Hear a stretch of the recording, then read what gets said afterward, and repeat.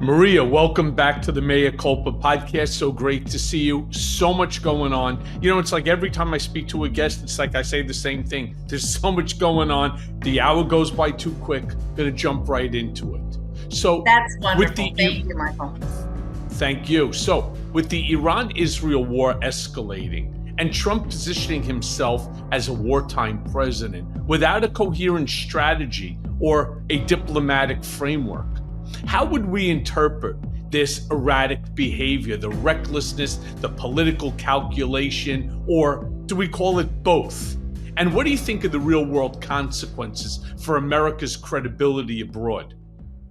So let's start with the real world consequences, because that's what I think is the most dire. Michael, when Trump was headed to the G7 summit, I did a CNN segment and they asked us about this. And essentially what I said was he goes into that summit incredibly weak, because let's remember the promise and the premise of Donald Trump during the campaign. He said under no uncertain terms that he would resolve the Ukraine-Russia war on day one, that he would resolve the Israel-Gaza war on day one. Obviously, he has done neither. He has been incapable of bringing home all of the hostages, and the world is more on fire today than when Donald Trump took office, which is counter to the biggest argument that he made on foreign policy, which is that he would keep America outside of the conflicts, which is that if he was president, then none of this would have happened. Well, he's president now, and we are possibly on the verge of a nuclear event on a global scale. So those are the massively dire consequences. And by the way, the reason why we are on that verge is because Donald Trump stupidly withdrew from the Iran nuclear deal back in 2018. And the whole focus of that deal, as you know well, is to keep Iran from getting a nuclear weapon. Why is Israel now attacking Iran? So that they don't get a nuclear weapon. We could have done that. We were on the path to doing that in a peaceful manner. So, but Maria, I'm so sorry, but doesn't that assume that Iran was actually, that the Ayatollah was going to live up to the nuclear agreement, right? I mean, look, we know that was bullshit, that they were secretly weaponizing nuclear fusion, as the same with North Korea and so on. Yeah, they signed these agreements, but they don't care, because Iran, for as long as I have been alive, has wanted to become a nuclear power. In fact, every president in my entire lifetime, every single president in my lifetime has turned around and said the same thing. We must never allow Iran to have nuclear capability. So isn't Trump just sort of yet another president in line with the attempt to denuclearize Iran? Yes, that is true. And I agree with you that has always been the goal. And I think ultimately what we are going to have to figure out, whoever is president, is that unless they go in and completely destroy, Iran's nuclear capabilities, which, by the way, could possibly happen, right? But we don't know what other secret capabilities they might have. I think ultimately Iran is at some point going to get a nuclear weapon. But but my point from earlier is that the original Iran nuclear deal was going to keep them from getting to the point where they are now. It would have taken them a lot longer to get there, like a decade or more. So at the very least, we would have been able to push this off, right, for a long time. Because to your point, it's not that we would necessarily take their word for it, because they're completely untrustworthy. We know that. But there were checks and balances in place where inspectors would go in. There would be, a lot of ways in order to check what they were doing. None of that is allowed anymore. None of that has happened since we withdrew from the Iran nuclear deal. So they were able to expedite their development of a nuclear weapon. And it was on the fast track. And that's why we are where we are now. So Trump now is saber rattling, which, and Trump better than anyone, is something that I am sure he loves to do, right? He loves to portray an image of strength and of being a badass on the global scale. But what does that do in terms of our positioning for being, the global keepers of peace, and supposedly being able to influence our allies like Israel in terms of what they're doing? Because clearly Netanyahu kind of told Trump, F you. And Netanyahu went in and, dropped all of these bombs and missiles into Iran, which again is a reason why we are in the situation that we're in. Right. I mean, I'm not opposed to what Netanyahu has done, to be very honest with you. I think it was the right move, not just for Israel, but for the whole world. I think Iran is the Ayatollah and that regime, they're just really super dangerous people. And, no question about that. While they talk about, Iran becoming nuclear and then obviously calling for the destruction of Israel, they've also called for the death of America. They've also now gone after Saudi Arabia. I mean, they've gone after the entire region because they are just a extremist theocracy. But this is a very interesting issue because the GOP is splintering over how deeply America should engage in this global conflict, especially right in this Middle East. Does this divide reflect a philosophical shift, or do you think it's a sign of a party that is no longer grounded in policy, but rather in personality? I think it's a little bit of both, Michael. And again, this goes to what I started with. The reason why there is a serious rift in right-wing MAGA world is because both in 2016 and in 2020, Donald Trump ran as an isolationist.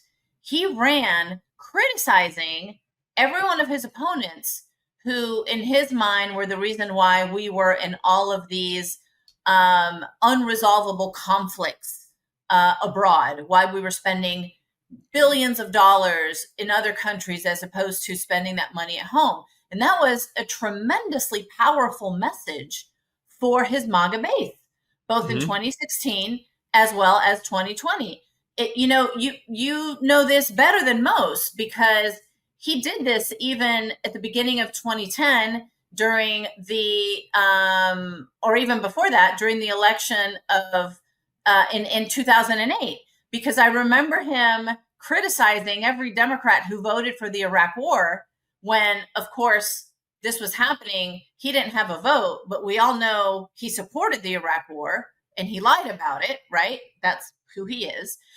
But the philosophy for Donald Trump in 2016 and in 2020 was an isolationist philosophy, which does go counter to the roots of the the traditional conservative Republican Party, right? And so I think all of that now is starting to be reflected in all of the tension that is now existing within the current GOP, which includes an isolationist MAGA base that voted for Trump because of what he promised, both in 2016 and in 2020, which was to not just get us out of the current conflicts, but to not get us into any additional serious conflicts. Sure. It's now everywhere. So obviously, right. Russia, Ukraine is still active. Israel, Hamas is still active. We have an issue between Pakistan and India. In India, that's right. Which is still going on. We still have not gotten the hostages back. On top of that, now you have Israel with Iran. I mean, there's a lot of conflict that's going on. But that brings me to, I really did, despite I can't stand either of them. I watched Ted Cruz on Tucker Carlson. I knew you were going to go there. Sure. All right. I mean, you're talking about two individuals who used to speak in unison. And I watched as Tucker Carlson shredded Ted Cruz to pieces with his, I think he's Harvard educated or whatever it might be. I know Ted Cruz is Ivy League educated, made him look like an idiot, like a complete and total fucking idiot who knew nothing about Iran other than taking a very strong stance. Not that I disagree with the stance, but right. Tucker Carlson had a point. And I hate to say that because I think Tucker Carlson is just a fucking asshole, right? But I take that as just one of many examples. And with that, I wanted to ask you, are we witnessing the collapse of a unifying foreign policy doctrine in the Republican Party? Because these were two guys that literally spoke identical phrases. And what does it mean for global stability when one of our two major parties, our only two parties, can no longer speak with a single voice? I think it's really concerning, Michael. And, you know, one of the things that we can look at is, again, this sort of evolution and then devolution of where the Republican Party writ large is on this. And what this tells me is that what Donald Trump was able to do in 2016, 2020, 2024, is paper over the massive tensions that completely existed but weren't as obvious because we were not really in a situation where they could come to the fore the way that they are now.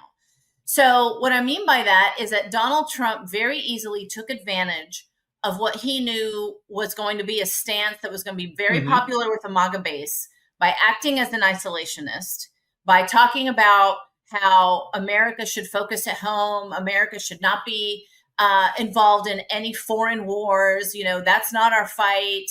We shouldn't care about that, which we all know goes counter to, again, Republican conservative policy, traditional, as well as what we know should be the role, at least in my opinion, of the United States in the world, which is that of a key ally in the democratic sort of, you know, Western ideology, and protecting that as much as you can. Now, what has happened since then is that you now have the traditional Republican conservative ideologists like Ted Cruz going up against what has become a very powerful isolationist MAGA-based ideology in the likes of Tucker Carlson and in the likes of Trump's majority MAGA base. And they don't like this. Sure. So let's take them as an example. The Tucker Carlsons, the MAGA base, the isolationists, and so on. Steve Bannon. The Steve Bannons. They have to understand, I mean, they must understand that a nuclearized Iran is not, forget about whether it's a danger to Israel or not. It's mutually assured destruction. I mean, don't forget, Israel's capabilities far exceed that of Iran. So if Iran became nuclear, so what? Doesn't make a difference. It would be mutually assured destruction. But do they not understand that we share the same air on this planet? That what takes place in the Middle East, sure, you're not going to feel it for 36 hours, but 36 hours, that air circulates through the globe and right here into the good old US of A, that it also will poison the food supply. People will become sick. We have only one Earth for all of us to live on. Nuclear is a freaking disaster. It's why when the Fukushima nuclear reactor, right, started to leak, the entire world's nuclear programs went running over there in order to ensure that it didn't end up leaking into the waterways and to poisoning right? The earth. I mean, I don't understand why they think that this far extremist Islamic ideology, and it's not Islam, it is No, not, right. the Quran. It is Yes. their, I'm it glad is you made their that distinction. warped, yeah, it's their warped extremist use of the Quran in order to act in a manner which is inconsistent with the 21st century, right? And, it's a theocracy that puts you in a better place if you are dead than if you are alive. It is relatively impossible to beat a theocracy that says, you know what, this is the holding place for your soul right here, right today, current on earth. It's just a holding place. You die as a martyr, you're going to a much better place with your 72 virgins, as if that's Right. some sort of, as if who the Oh, fuck wants that? I have no idea. But with 72 virgins and you're living in paradise and so on. So, this has been brainwashed to them. This is the part that I am so concerned. And I don't even want to talk about Republicans being divided. I'm talking about Democrats as well who are divided on the same issue. It's, to me, should be one voice and not just America. I'm talking about the whole world. Again, because what takes place between Israel and Iran at this very juncture affects everybody in the world. No doubt, Michael. And I completely agree with you. This isn't right now a Republican versus Democratic issue, and it shouldn't be, right? Because this is existential for all of us as a global community. To your point, Iran having a nuclear capability is something that puts the whole world in danger. Now, where I think Democrats are, and I think that they are sober in this, is that right now they have been completely locked out of any kind of briefings, information, what's going on, what is the reality, what's happening on the ground, what have Trump's conversations been with Israel and Netanyahu, what have his conversations been with Russia, right? What are they prepared to do or not do, since they're, allies with Iran, if you will. So what Democrats have been saying, and I think this is a smart positioning, is that they're not saying, no, Donald Trump, we cannot go in and bomb Iran, we can't get involved. That's not what they're saying. What they're saying is that if there really is the possibility for the United States to go in and help Israel with their what do they call that bomb? The Moab. It's the Moab. Yes, exactly. It's the bunker buster. The Moab. bunker buster. Right, Exactly. but it's what's referred to. Moab is sort of the acronym for Mother of all bombs. Right. It's the bunker buster. They come two at a time. So one smashes a hole into the ground deep, like 50 plus feet, and the second one, which is laser targeted to the same spot, just opens it up to hundreds of feet underneath. Then destroys anything that's in there, right? So if we were to go in and do that, that is an aggressive war event, right? So according to the Constitution, Congress should be the one giving the president the authority to do that. And that way we are all on the same page. We are speaking with one voice. That's what Democrats are asking for.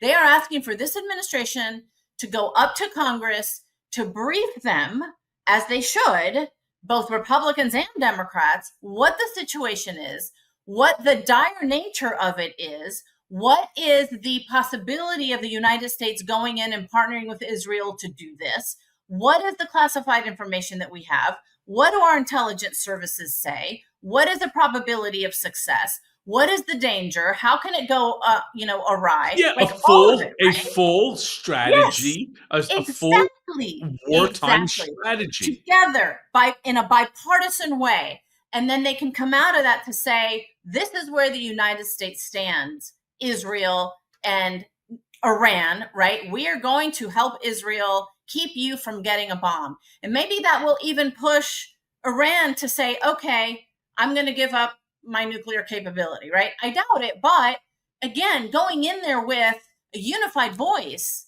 to me, is a no-brainer. Like, why wouldn't Trump want that? But he does want it. That's the whole thing. He does. It's not really fair. And I am not bending the knee, but I want to be fair. It's important to my listeners. It's important to America. All right.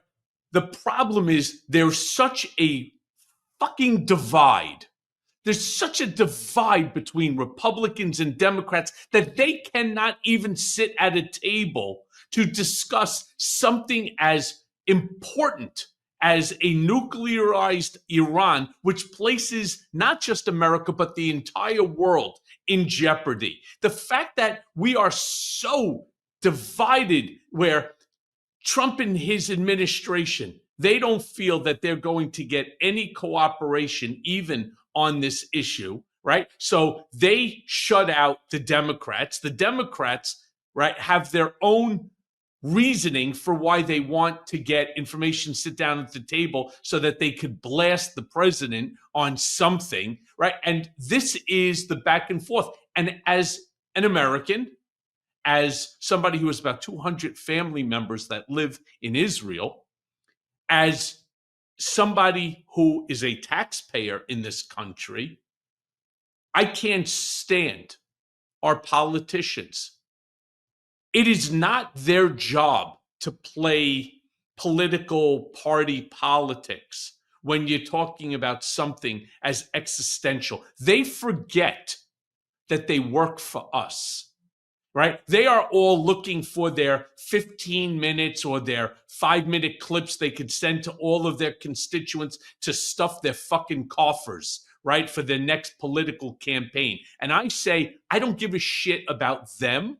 Their job is to make sure that not just America is safe, but the whole world is safe. All right? Including many Americans who are living right now in Israel. Yeah. Right? There are thousands and thousands of Americans who are, they have dual citizenship. They have to be terrified right now, Michael. Yeah. And, and I think understandably so. But to your point, I actually think Donald Trump has a golden opportunity here. Because if he were to be seen as going to the Hill and inviting the Democrats and inviting the Republicans to a bipartisan classified briefing and strategy session, then it's on the Democrats to accept it and say, yes, we will work with you, Mr. President. This is an existential threat for us and for our global community. Let's do this. It puts them, the Democrats, then in a position to have to accept that, or if not, then they are seen as the ones who are playing politics with this. So they're playing politics with our lives, with the existence of the planet. Yet, Michael, Trump has not done that. He has not offered this briefing the Democrats are asking for, and I think he should, because, like I said, I think this is a golden opportunity for him. So do I. I hope that he takes it. I hope that he kind of tries to take off all of the political back and forth, and look at this as an opportunity for him to really show, if he has any, anything in him, to talk about how he wants to do this for the good of the country and the good of the global community. I think he could do this. As you and I know, what then screws things up, even if he has any kind of good intention, is when people start whispering in his ear, no, you shouldn't do this because of this. No, you shouldn't do this because of that. So he has terrible enablers that are around him. And we all know the names of a handful of them, but I suspect that there's even more. But how I know that what we're saying right now is accurate about the divisiveness and the animus that a sitting member who's Republican has towards a sitting member of the Democratic Party, and vice versa, is just look, for example, at the detainment of Senator Alex Padilla. It's not just alarming, it's unprecedented. It's unprecedented. It's Do you terrifying. terrifying? It's terrifying. Do you see this as a political warning shot? And if so, how do we protect democratic norms from being weaponized in this way? That's such a good question, Michael, because I do think that what happened to Senator Padilla and what has happened to the mayors and what happened to the judge and what happened to, I think recently, the New York Attorney General, this is, like you said, not just unprecedented, but it's alarming and it should be terrifying. Because if the administration and law enforcement agencies under Donald Trump's control can do that to those elected officials, imagine what they can do to normal everyday citizens. And frankly, hello, doing right. Hello, Yes. I'm sitting watching television with my lawyer when we went to go sign when we were asked to sign a counterfeit, better than anybody. A counterfeit federal location monitor agreement when three of the biggest human beings I've ever seen in my life, Mr. Cohen, stand up and face the wall. Right? I understand what Alex Padilla. You've lived this. I sure have. I didn't live it the way Alex Padilla did, where they put him on the floor, they brought him downstairs, and then they let him out. They put me in a fucking freezer, in a freezer cell for 3 hours, shit me up for another 16 days, making it 51 days of solitary confinement. The first 2.5 days, no food at all. I know what it's like to be abused by the system, which sort of raises the follow-up question I wanted to ask you. What do we do when they start treating, individuals like this? These are public servants, to your point. I was just a critic, right? So, imagine they can do this to public servants. Yeah, exactly. Imagine what they can do to you. That's exactly right. I think what we need to do, Michael, is talk about this nonstop, mobilize around it nonstop. We saw what that can do as a flash in the pan on Saturday. We saw millions of people going out and protesting for, No King's Day, while at the same time Donald Trump had his lame military parade. But what I will say is that's not enough.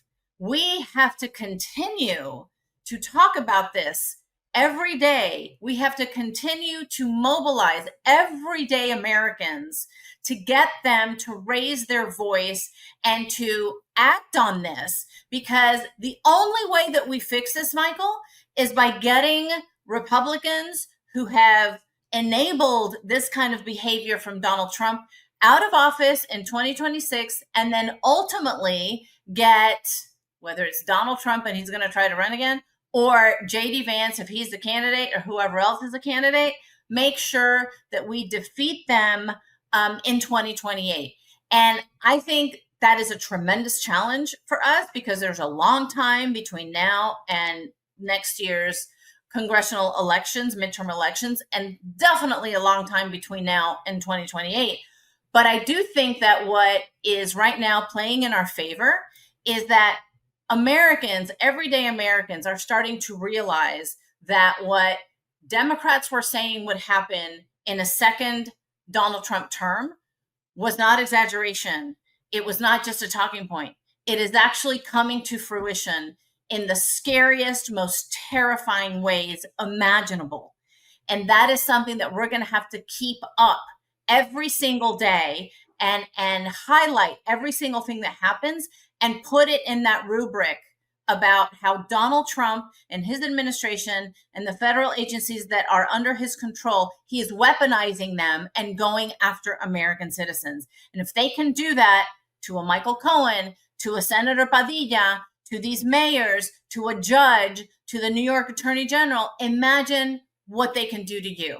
And that is something, I think that is a message that is resonating. We are seeing Donald Trump's polls collapsing around us on every issue, the economy, immigration, his overall approval rating. So it's going to take a lot of energy on our part and a lot of making sure that we communicate the message in the places where we were absent in 2024, making sure that we talk to the communities and the voters that we missed in 2024, Yeah. and Yeah. let them know how important this is for the lives and livelihoods of their families and their communities. So, it's funny that you brought up the distinction between the parade, the military parade, and of course the No Kings protests.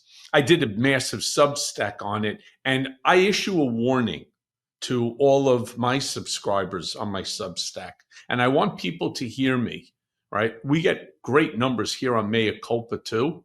So I want everybody to hear me loud and clear. First of all, I wasn't happy. I was not happy that the parade was so lackluster. Now, I don't care that it was in conjunction with his birthday. I truly don't.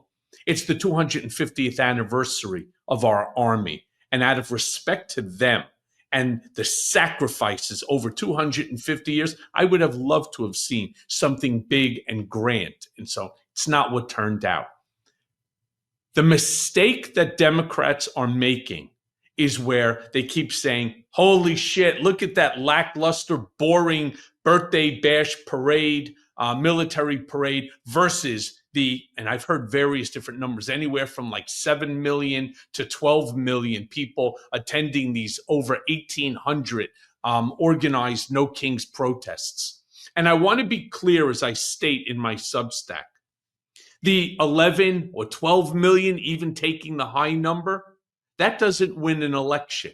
Yeah. It's the same stupid narrative that Democrats were making when they would say, look at the rallies. Look at Kamala Harris rallies versus the Donald Trump rallies, where they would show a video of people walking out of, his rallies, like shaking their head. What the fuck?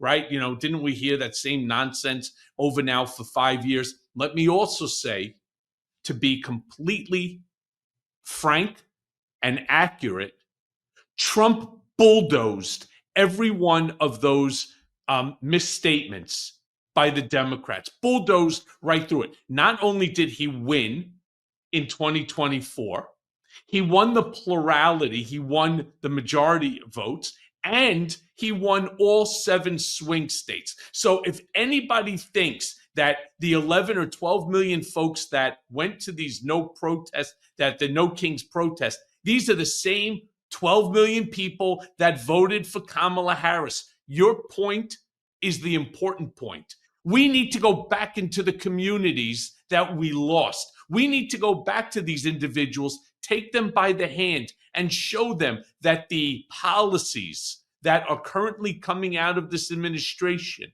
harm them and their families, that we don't take them for granted, which we have been doing year after year. So you show up 30, 60 days before an election. Hey, we're your party. Come give us a hug. And they're saying, go fuck yourself. We don't believe any of you. That's the problem. We have let these marginalized, these disenfranchised groups of individuals, not in its totality, but Trump and his group very smartly, very, very intelligently went and they started picking off small little pieces.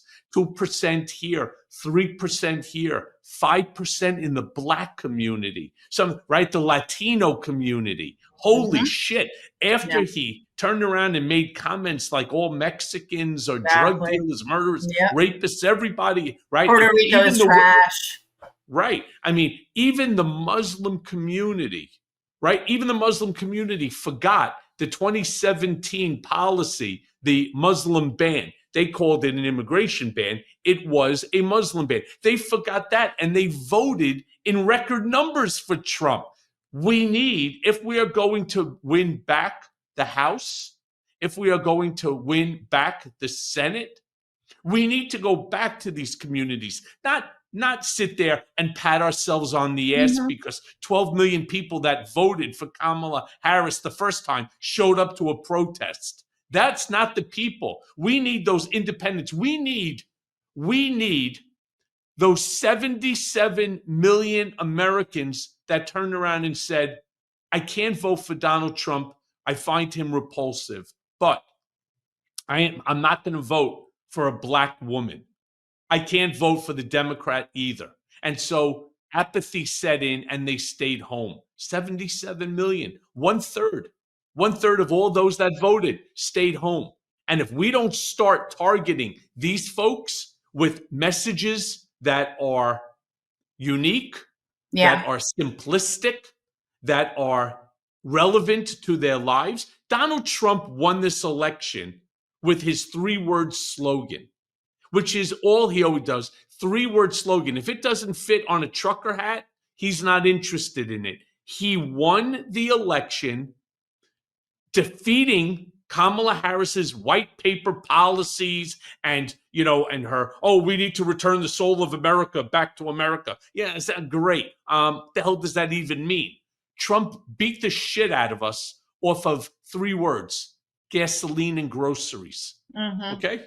Mm-hmm. We need to start doing the same and stop patting ourselves on the ass because because No Kings put together a big protest around the country. Yeah. It's interesting that you say that. I completely agree with everything that you said, Michael, but you said something that was key: gasoline and groceries. Yep. You are right. That's what he won on. And guess what's happening now? He has done shit on trying to bring down the cost of gasoline and groceries. And that's where I think Democrats have a tremendous opportunity to really dig into not just how unfit Trump is to govern and to deliver on his empty promises, because he has not done any of it. He has simply focused on enriching himself and his family. But we need to point out how it's the Democratic policies that actually help all of these communities, working class voters, middle class families, Black voters, Latino voters, young voters, to live a better life in this country and not just get ahead. They can get ahead and they can succeed and they can thrive, not just survive. And on your issue of, the slogan, he promised so much on the campaign, and polls show that the non-MAGA voters, the ones that you talked about, right, who were convinced that, even though they might not love him, they trusted him more on the economy because they look at his first term through rose-colored glasses for whatever reason, and just remember the first half of his term and not the fact that he fucked up the COVID pandemic, and that's why the economy went into the toilet, right? They remember the first part of it, and they trusted him more to give them more of that. Donald Trump is not giving them more of that. He has done nothing. And in fact, the things that he has done, per economists on the left and the right, they all say that his policies will actually raise the costs of inflation, raise the cost of groceries, raise the cost of gas. So we need to go in there, and to your point about the 3-word slogans, Trump betrayed you. He betrayed you, right? He stabbed you in the back. He does not have your best interests at heart. He's done nothing to keep his promises to bring down the cost of groceries, gas, and rent. He betrayed you. And I think if we harp on that, that's a good one.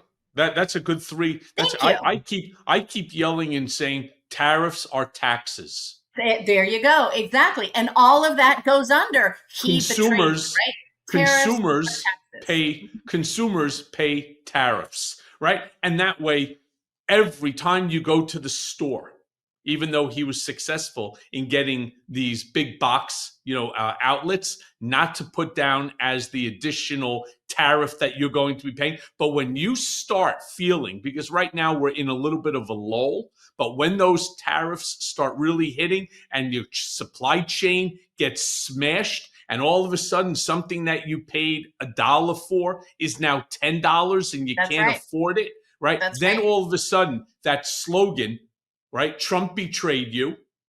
Tariffs are taxes. Consumers pay tariffs. How about something like, we deserve better? America simplicity. Yep. It's all about simplicity. But you know what it's more about than anything? And this was Trump's greatest. This is This is Donald Trump in a nutshell. I'm going to give it to you, knowing him as well as I do. One thing, whether you like him or you hate him, you love him and you hate him for the exact same reason. He is authentic. He is 100% authentic. He is himself. He doesn't give a shit if, it's proper to slap somebody in the ass, right? He doesn't care. He's going to do it because that's him. He's going to turn around and put military as props behind him, right? When he went and he spoke to Army, when he went and he literally put up 2 flagpoles in the back behind the White House. He had as props a bunch of the construction workers.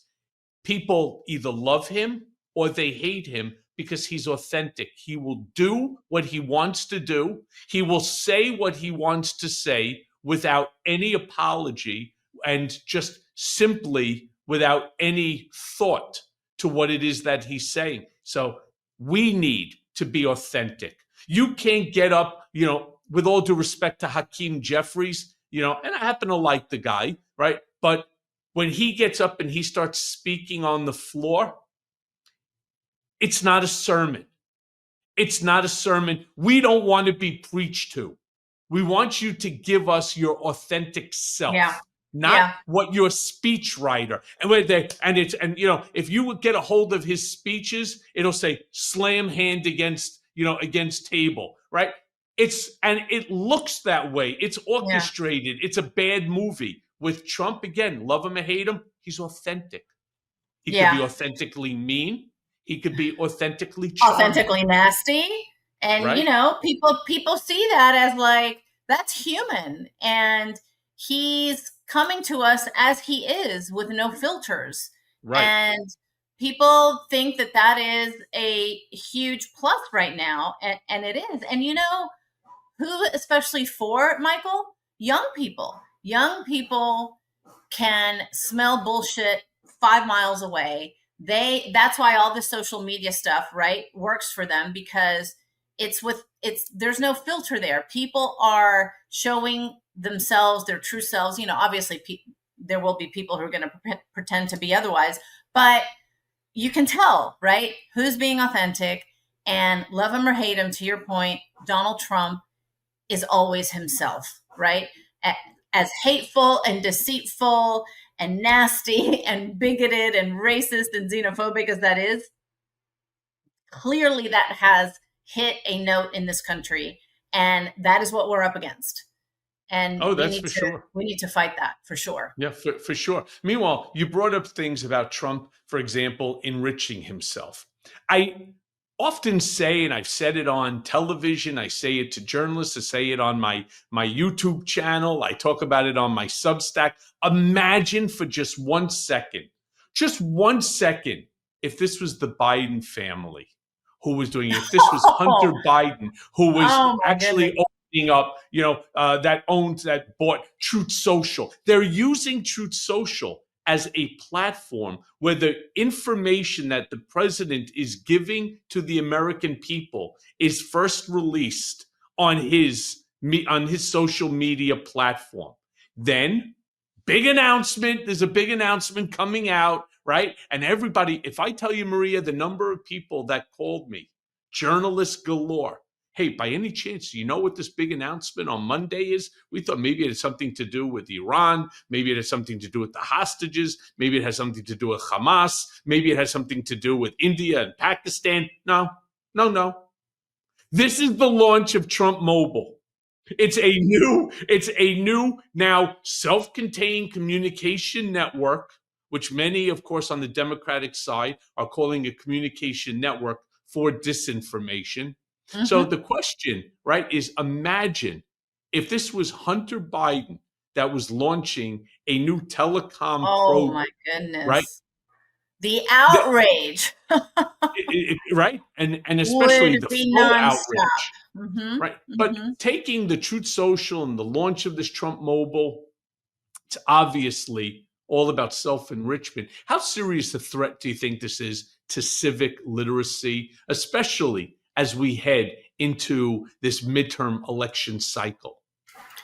I think it's a huge threat, Michael, something unprecedented that we all need to not just keep an eye out for, but be incredibly concerned about, because we've already seen the poisonous, pernicious, nefarious role that disinformation and, frankly, outright lies, conspiracy theories have played in the past 3 presidential election cycles, and then obviously midterms as well. People believe what they see, especially somebody like Donald Trump put on their socials. They believe it 1,000%. And so that is what has allowed him to rise to power, because he has this communications network that allows him and those that are with him to communicate all of these lies, all of this disinformation, all of the conspiracy theories, even knowing themselves that it's not true. And it allows them to feed this to their base. Their base believes it, and it starts spreading, throughout.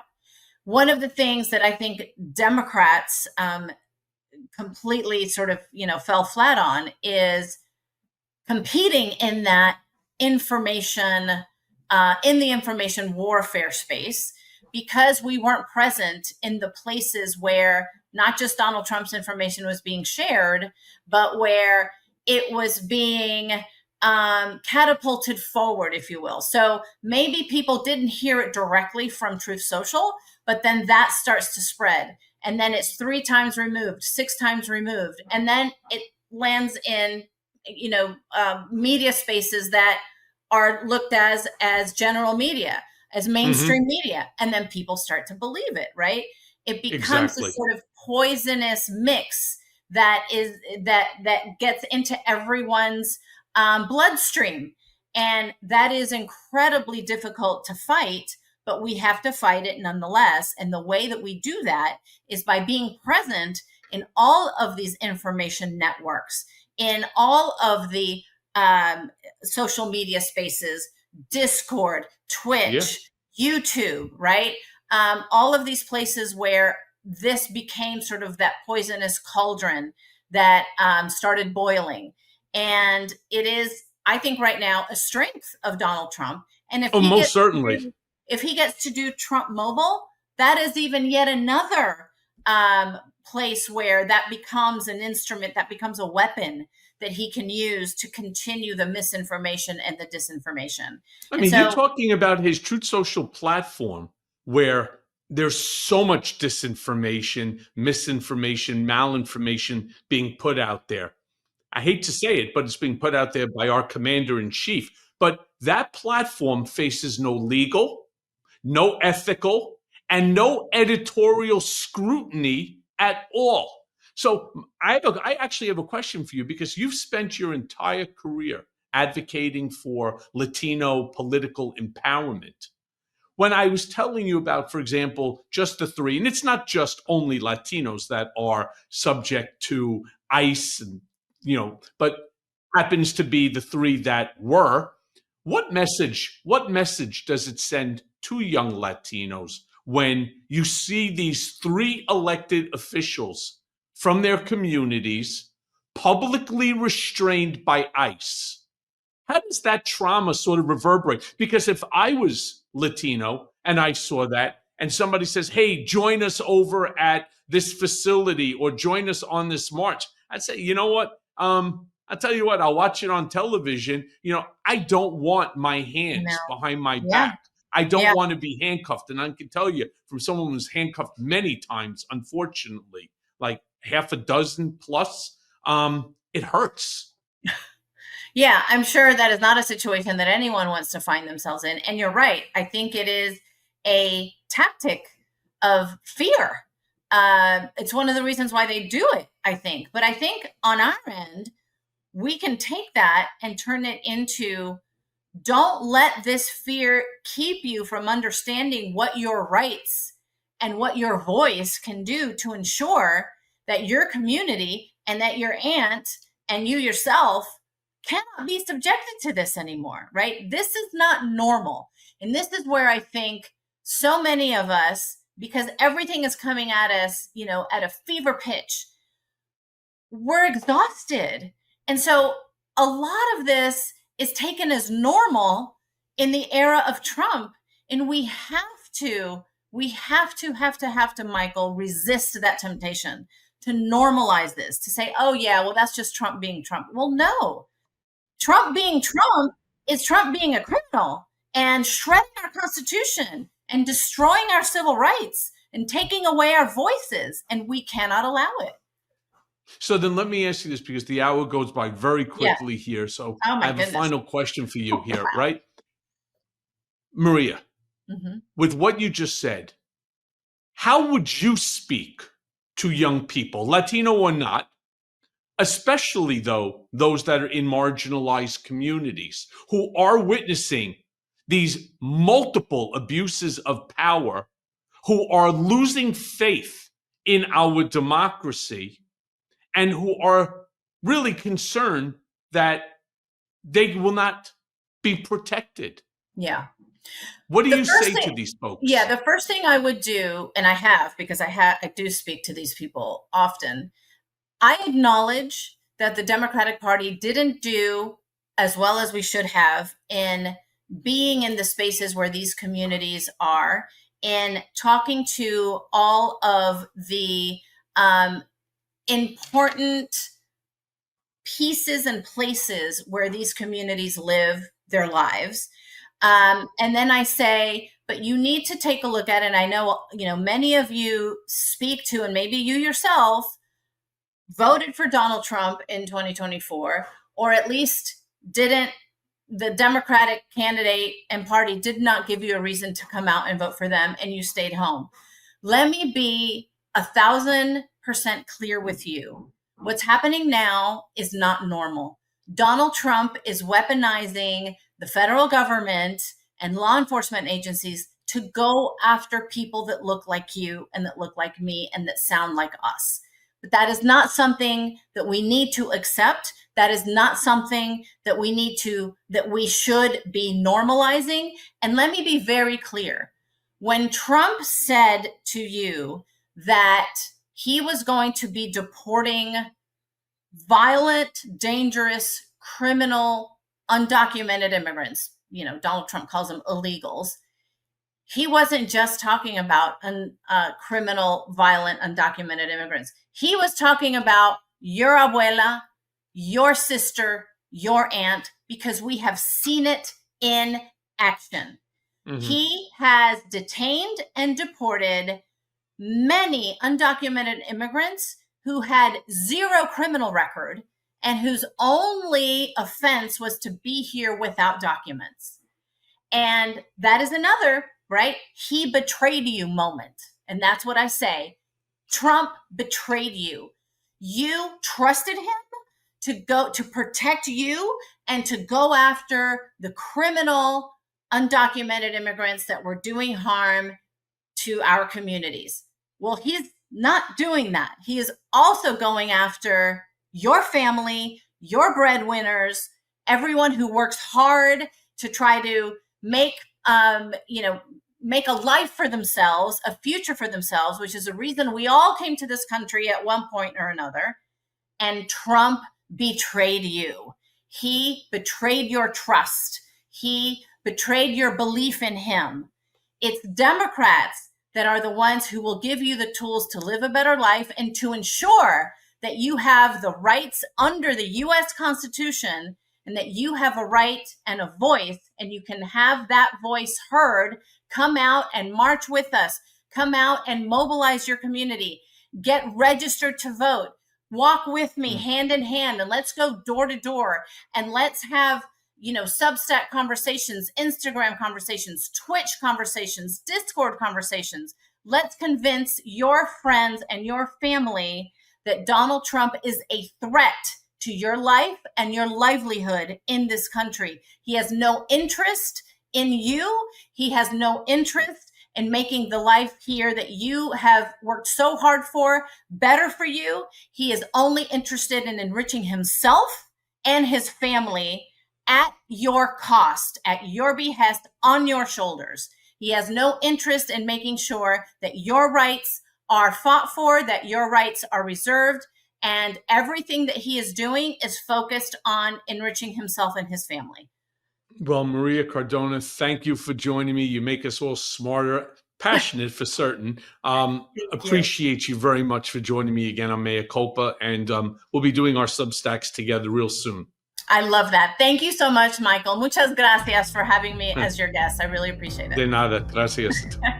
Bye.